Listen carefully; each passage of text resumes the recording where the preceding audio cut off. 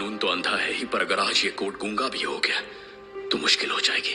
100 आरोपी भले ही क्यों ना छूट जाए, लेकिन एक निर्दोष को सजा नहीं होनी चाहिए। ऐसे हैं हमारे देश के कानून के मूलभूत सिद्धांत, और इन्हीं सिद्धांतों पर कितना खरा उतरते हैं हमारे कानूनी महकमे, आइए जानते हैं इन आंकड़ों की मदद से।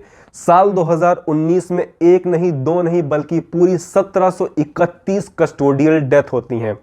India annual report on torture 2019 के मुताबिक इन 1731 कस्टोडियल डेथ में से 1606 कस्टोडियल डेथ जो होती हैं वो जुडिशियल कस्टडी में, और बाकी की 125 मौतें पुलिस कस्टडी में होती हैं।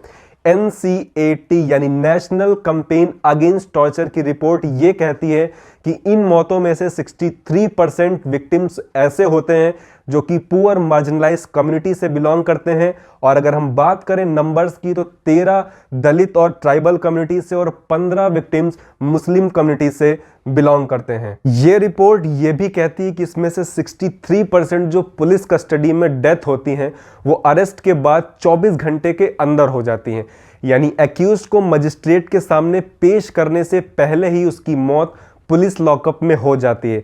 ऐसा होने के पीछे क्या रीजन हो सकता है, आप कमेंट करके हमें बता सकते हैं। कमजोर को हर कोई सता लेता है क्योंकि वहां पर फाइट बैक का ऑप्शन नहीं होता है, क्योंकि उसके पास ना ही पॉलिटिकल रीच होती है, ना पावर होता है और ना ही पैसा जो कि इसकी मदद से वो केस को लड़ सके।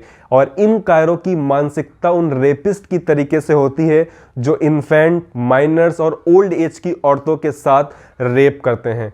पुलिस टॉर्चर बीते दिनों काफ़ी चर्चा में है कि कैसे पुलिस इंटरोगेशन के नाम पर एक्यूज्ड को पुलिस स्टेशन में लेकर आती है और फिर इतनी बुरी तरीके से फिजिकली और मेंटली टॉर्चर करती है कि उसकी मौत हो जाती है। पुलिस कस्टडी में टॉर्चर की सीमा यहीं तक नहीं खत्म होती, इसके आगे भी कि कैसे पुलिस औरतों के साथ रेप जैसी घटनाओं को अंजाम देती है पुलिस कस्टडी में, इसको हम समझते हैं इन 3 केसेस के माध्यम से।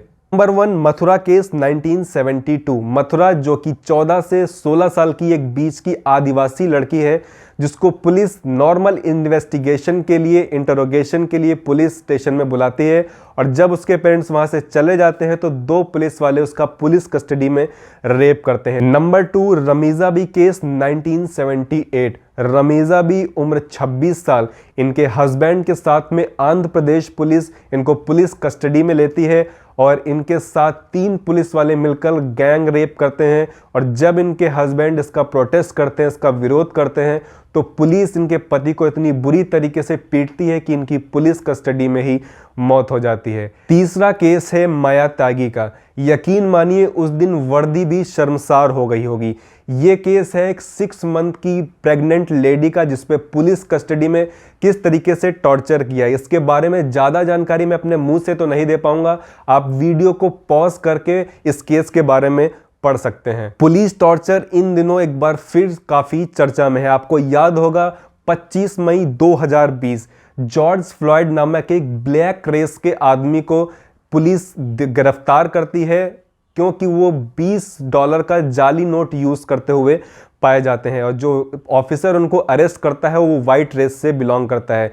जब भी ऑफिसर जॉर्ज फ्लॉयड को अरेस्ट करते हैं और अपनी गाड़ी के पास ले जाते हैं, उसके बाद उनको ज़मीन पर लिटाकर अपने घुटने से उनकी गर्दन पर 9 मिनट तक पैर रखे रहते हैं, जिसकी वजह से उनकी मौत हो जाती है। और ये सारी चीज़ें हो रही होती हैं एक ओपन स्ट्रीट में, सरेआम लोगों के सामने। लोग इसको रिकॉर्ड कर रहे होते हैं और पुलिस वाले से रिक्वेस्ट कर रहे होते हैं कि वो अपने घुटने को जॉर्ज की गर्दन से हटा लें वरना उसकी मौत हो जाएगी, लेकिन वो पुलिस वाला किसी की नहीं सुनता है और आखिरकार जॉर्ज फ्लॉयड की मौत हो जाती है। जैसा कि हम जानते हैं अमेरिका में वाइट्स किस तरीके से ब्लैक्स पर डिस्क्रिमिनेशन करते हैं और उसके पीछे क्या रीजंस हैं, इससे भी हम अच्छी तरीके से वाकिफ हैं, जिसको हम रेसिज्म कहते हैं। और यही सारी चीज़ें हमें देखने को मिलती हैं हमारी कंट्री में कास्ट, रिलीजन और जेंडर को लेकर। 21 मई 2021 बांगरमऊ पुलिस एक 17 साल के लड़के को जो कि सब्जी बेचने का काम करता था, उसको कोविड-19 रिस्ट्रिक्शंस वॉयलेट करने के लिए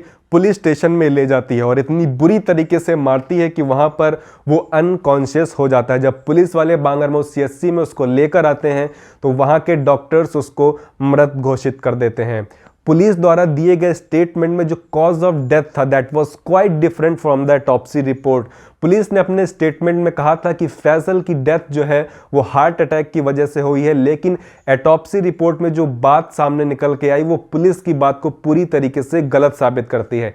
ऑटोप्सी रिपोर्ट में ये कहा गया था कि फैसल की मौत सर पे लगी मेजर इंजरी की वजह से हुई है। उसके अलावा फैसल के कान के पीछे और शरीर में मिलाकर लगभग 12 चोटों के निशान पाए गए हैं, जिसकी वजह से उसकी मौत हुई है। माना कि मामले की जांच होने के बाद पुलिस कर्मचारियों को सस्पेंड कर दिया गया है और फैमिली को कंपनसेशन भी मिला है, लेकिन किसी भी तरीके का कंपनसेशन और कैसी भी सजा एक मां को अपना बेटा और बहनों को अपना भाई वापस नहीं कर सकता। इस तरीके के हजारों केसेस आपको मिल जाएंगे जिसमें पुलिस के ईगो, गुस्से और पेंडिंग केसेस के सॉल्व करने के प्रेशर को एडजस्ट करने के लिए पुलिस इन बेगुनाहों को टारगेट करती है और उनकी वजह से उनको अपनी इज्जत और जान गंवानी पड़ती है।